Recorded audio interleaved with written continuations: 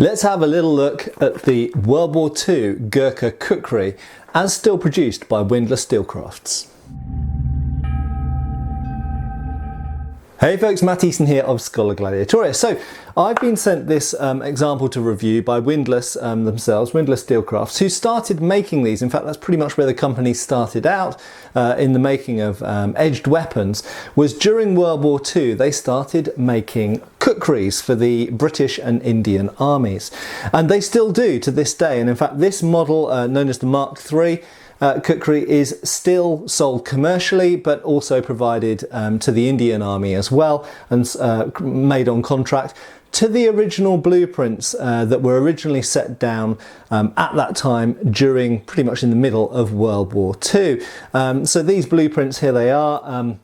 As you can see, they still conform very, very closely. Well, basically the modern made Windlass Kukri here by Windlass Steelcrafts is based on those blueprints. And it just so happens I have an original example of one of these Mk.3 Kukris as well, or at least this is not a World War II example, but it's probably very soon after. It's probably just after Indian independence, because it says made in India on it, although it follows all of the same constructional and design and statistical basis as the Mk.3. So presumably it was made for the Indian Army and probably in the 1950s or 60s, something like that. Now, you will have seen previously lots of videos on this channel about kukris. Normally I'm featuring old kukris. This example is from the Atlanta Cutlery company, so that you can find the link below to those. If you haven't seen my reviews of these, and these are sort of 100-year-old kukris. So these, this is one example here known as the longleaf, modern term for it. But this type of kukri is still available from the Nepalese cache that was brought back about 20 years ago now from Nepal, and is now stored in Atlanta. And you can find the link below to, there are two different models that are commonly sold by them, and you can find those below. So I've dealt with them before. And you will also know that I have a modest collection of antique kukris myself. Like this example I recently cleaned up and featured with silver fittings, and these are the sort of the fancier, shall we say, end of the kukri world. And kukris are both tools and weapons to different people depending who's using them and when. And they come in a wide variety. Now, where the Mk.3, the modern Windlass example, where the Mk.3 sits is in World War II. The Gurkhas of the British and Indian armies obviously had a large need for these, but it wasn't only the Nepalese troops who were actually carrying these. There were Indian troops were using these as well, and British troops as well. In fact, my own great uncle, my Uncle John, who I knew very well growing up, he was a lovely guy. He had a kukri that he had throughout World War II and carried in the jungles of Burma. So my great uncle John was in the British Army in the Royal Engineers, but he was essentially seconded to the Indian Army, and he was in India, and at some point I think he was in Singapore, but he ended up in Burma anyway. And so when the Japanese invaded, the British and Indian and other Commonwealth forces found themselves in Burma, holding back the Japanese army as best they could in the jungles. My Uncle John was essentially running equipment and ammunition and munitions, everything like that, everything you can think of, with the Royal Engineers, in and out, past enemy lines and all this kind of stuff in the jungles of Burma. And he was equipped, as well as having a Tommy gun, which he bought private purchase, he also had a kukri, which my cousin still has, which is very, very nice. And there was therefore a very, very large requirement during World War II for kukris throughout British Commonwealth forces, and you find, as I say, not just Gurkhas, not just Nepalese troops, but you find Indian, British, Canadian, Australian, New Zealand, South African, all Commonwealth troops could end up with kukris, and they were predominantly used as tools, but at a push they could be used as weapons as well. And of course, occasionally they were used as weapons. So they were both. And it's important that they can function as both. And particularly in the jungles of Burma, they were used for, you know, everything from the job of perhaps splitting some wood for a fire to chopping down some brush to clear a path through, to every kind of job you can possibly think of where the person didn't have a smaller knife or an axe handy. They can be worn at the side, very, very useful. Now, because there was such a huge demand in World War II, they came up with this simplified design, but it's also a very tough, very, very strong design, whereby you'll notice it is a full width tang. So you can see that the tang follows all the way through front and back, visible front and back. So the shape of the tang, in other words, the shape of the hilt, is the shape of the grip. So it's a very, very strong construction, and really to break one of these, I don't know, I've never seen one break, but I would imagine you have to try very, very hard. They are extremely tough, strong objects. Now, as I point out often on my channel, there's often a trade-off. These are mass-produced and kind of simplified and kind of from a weapon aficionado's point of view, a little bit clunky designed compared to the traditional and older styles and contemporary styles of private purchase kukri. But these are mass-produced objects that were purchased by the military and used very often as heavy-duty tools, you know, so they had to be tough, had to be strong. They're not the most subtle things, but they are cool in their own right and have their own virtues. Now, as well as having, I mentioned the tang being full width, you've got wooden grip scales which are each one piece. There is no separate sort of bolster or anything up here. They are simply beveled where it meets the blade. So very, very simple construction, held much like machetes and bayonets were often constructed, with two recessed nut and bolt constructions through here that go right the way through the tang. They could be replaced or tightened up if they got loose, and there is an end cap. The end cap has several uses. Number one, it protects the end of the wooden grip, but it also means that you've got something potentially that you can smash and hammer things with, and I'm sure that was often done in the field at the end there. Obviously, traditionally, if I just grab the older kukri down here, traditionally, the old kukris tend not to have anything on the end, and these butt plates start to come in around World War I time to make that end a little bit more durable, because as you'll see, the wood often gets chipped away and broken on the end of these. Traditionally, with the construction whereby the tang is glued in, it's a partial tang and it's glued into the hilt, if you want to replace the grip, if the grip gets split or cracked or whatever, you just pull it off, you heat it up, pull it off, and you put a new grip on. But with ones which are constructed in a way where you can't easily replace the grip, in other words, if they're peened at the end or if they're riveted through full tang construction, you can't so easily replace the grips, so you want something to protect the grip a bit more. The blades really don't have much distal taper to speak of, but distal taper isn't necessarily a thing on this type of weapon. They are naturally quite tip heavy, so that's not necessarily a thing. That being said, on the windlass example here, there is some distal taper. I just grab my digital calipers. At the base of the blade, it's 6mm, nice, good, strong, thick blade. At the middle of the blade, it's 5.5mm, and towards the tip, it's 4.5mm. So in fact, although it doesn't look like there's a lot of distal taper, there is some distal taper, and the thickest point is there. And something that's very important to point out, if I grab the original as well, that a lot of replicas get wrong, is that they don't taper the tang. So if you notice here, let's see if I can get the camera to focus, there we go. You can see that it is thick here and it gets thinner and thinner and thinner and thinner. This is the same on the original here, thick here and gets thinner. That's also represented on the original specifications. And what that leads to is it means you're actually effectively reducing the mass of the object, because you don't need the tang to be thick down here. And these are hand forged. They're not cut out of a sheet of steel or anything like that. They are forged out. So the thickest point of the blade, 6mm, is there at the junction between the blade and the grip, and it therefore gets thinner as it goes down here. So you've got distal taper going this way, distal taper going this way. This means you've got the maximum strength where you need it at this fragile junction between the blade and the hilt, and then you reduce mass where you don't need it, which, you know, livens up the blade and reduces its weight. In terms of weight, both these examples are representative of the type of the Mk.3, which came into production theoretically in 1943, incidentally.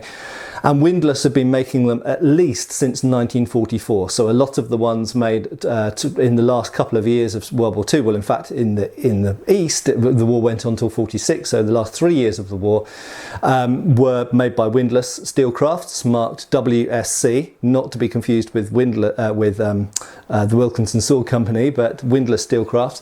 And the modern one here by Windlass, which is commercially available, link below, is 22 ounces, and this old example, which is a little bit narrower in the blade, is 20 ounces, and they're quite typical representative weights for the type.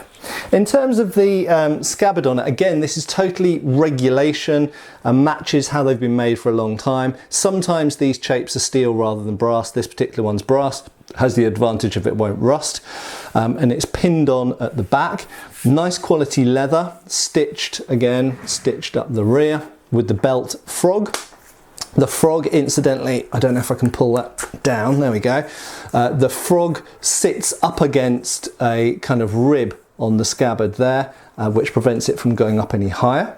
Okay, and that just loops through the belt. And then you've got these two little tools here known as the carder and the chakmak, and I must say, actually, the chakmak's fine. It's a little bit broad for what is needed, but the carder doesn't have an edge on it, which is a bit disappointing given that the Kukri does. So that needs to be edged, but there we go. They fit okay into there. They do the job. The leather's a little bit stiff when you first get it, so I think that will probably loosen up and they'll get a bit more snug in there with time. So that is, as you can see, I've got an original, or rather older example here. It's a bit slimmer because it's a smaller blade, but basically the construction is much the same on the old one and on the new one. Now, what I will say, differences between the old and the new. The Windlass one, the modern Windlass one, the grip, as you can probably see, is a little bit fatter. It's a little bit fatter and rounder. Now, normally, and generally speaking, I would say that's a negative. I prefer a flatter grip because it's better, it fits more nicely in my hand. It's an oval grip which gives you edge alignment, and it just fits more comfortably into my fist. The fatter, rounder one has the disadvantage that potentially it could turn in the hand. In fact, because of the slight curve in the grip and the flaring of the pommel or butt, that doesn't happen so much, and also I have to say, because of that mid-rib there, which I'll talk about in a second, it also locks into the hand and doesn't happen so much. Now, I should say there are original examples which are like this and which are quite fat and round. The original examples aren't all the same in terms of either being flatter or wider. They vary. These were mass produced by a bunch of different companies, of which Windlass were one at the time, and there were various other companies as well during World War II and after World War II making these, and they do vary. Some are wider, some are thinner. But that's just something to be aware of, that certainly compared to the example I've got, the modern Windlass example is a bit fatter and rounder here. That does, however, have two potential advantages. Whilst I normally prefer a flatter, thinner grip up here, this has two potential advantages. Number one, if you are doing something very heavy duty, like chopping up some wood, then actually having a fatter, rounder grip is less fatiguing on your hand. It's why tool handles like sledgehammers and axes tend to have bigger, wider grips than weapons do, for example. So actually viewing this as a tool, actually having a fatter, rounder grip is perhaps better from that regard. The other regard that it's better in is linked to this ring. Now, as I've mentioned in previous videos, that ring there locks into the hand between the top two fingers and the lower two fingers. And if you were to stab with this weapon, or indeed if you're just swinging it to chop, it locks the hand there and prevents the hand from slipping down, and also prevents the hand from slipping up. Now, what also prevents the hand from slipping up is the fact that this widens here. So because it widens in this direction and this direction, if you were to use this as a stabbing implement, as a weapon, or potentially as a tool as well, then it stops, because you don't have any hand guard or hand stop here or ferrule, it prevents the hand from riding up onto the blade. So one of the sort of not criticisms, but things we have to note when we're talking about kukris, is there isn't an awful lot to stop your hand sliding upwards if you were to stab with one. Now, obviously, predominantly, kukris are used to swing and to cut. But if you did want to stab with one, they're not very well designed in terms of stopping your hand riding up. And this is one of the reasons why things like Bowie knives and the Fairbairn Sykes dagger and things like this have a guard on them to stop the hand riding up onto the knife. They're not there to protect your hand from an opponent's weapon. They're there to protect your hand from your own weapon, from the edge. Now, you don't have this on a kukri, but that ring, that rib, which has been around on kukris for hundreds of years, is very, very important for fulfilling that process. And that ring in a more simplified form is still there on the Mk.3. But the fact that the grip gets fatter also assists that as well. In terms of the blade, it's made, I've talked about the distal taper, it's made it's made exactly like the blueprint, basically, that's been around since the Second World War. One thing I would say about the edge that Windlass have put on this is it's a good edge, but it is a secondary bevel. In my observation, even World War II examples of kukris tend to go towards a single bevel or an apple seed edge. This is a very defined, it's very clearly been made blunt originally and then sharpened with a secondary bevel, a bit like how commercial axes are often done. Now, if you're chopping wood, that's great. If you're using this as a weapon, it's not so great. I personally would prefer to see this edge apple seeded, but that is something that the user can do themselves. And it's not that difficult, frankly, with a file or a small belt sander, some kind of mechanical advantage, I would say, rather than just trying to do it with a stone. But nevertheless, it's not a bad edge. It's actually quite a sharp edge. And I will do some cutting with this, and I think it should have no problem with bottles, and certainly with things like wood and stuff. There we go. Windlass Steelcrafts have been making these Mk.3 kukris since the Second World War, since at least 1944, possibly 1943 at the earliest. And they're still making them today. They're still providing them to the Indian government, and they're still selling them, and link below to where you can get your own. And they're very interesting pieces of history, and I think it's amazing that this design, although it's a simplified and kind of industrial take on the kukri, it's a step sort of forwards in terms of into the modern world from most of the kukris I've looked at on this channel in the past. It is nevertheless fundamentally still a kukri, and it still does have all of the key features of a traditional kukri, and is still used by the Gurkhas today and others as well. So go and check out that link below. I hope this has been somewhat interesting. There are some really good articles on the internet, and there's some good kukri discussion forums, particularly on Facebook as well. So if you want to learn more about the history of kukris or anything discussed in this thread, get on Google and search, for example, Mk.3 kukri, and you'll find there's some really good articles out there, particularly by Mr. Jonathan Sedwell, incidentally, a little shout out there. But yeah, there's some really, really good stuff written. And for me personally, particularly this World War II, although World War II is later than the periods I normally talk about on my channel, it does have a personal connection for me because I grew up really loving my great uncle John and managing every now and again to get a little bit of a story about World War II out of him, although he didn't like talking about it in general. It was a pretty nasty experience. But the fact that he still had his kukri from World War II, I always found very fascinating and glamorous for a small boy at the time.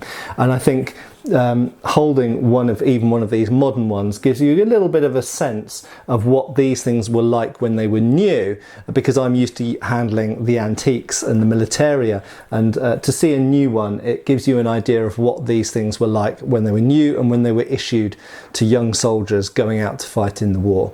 Anyway, thank you for watching, and give it a like and a subscribe. Check out the link below, and I'll see you really soon for another video on the channel. Cheers, folks.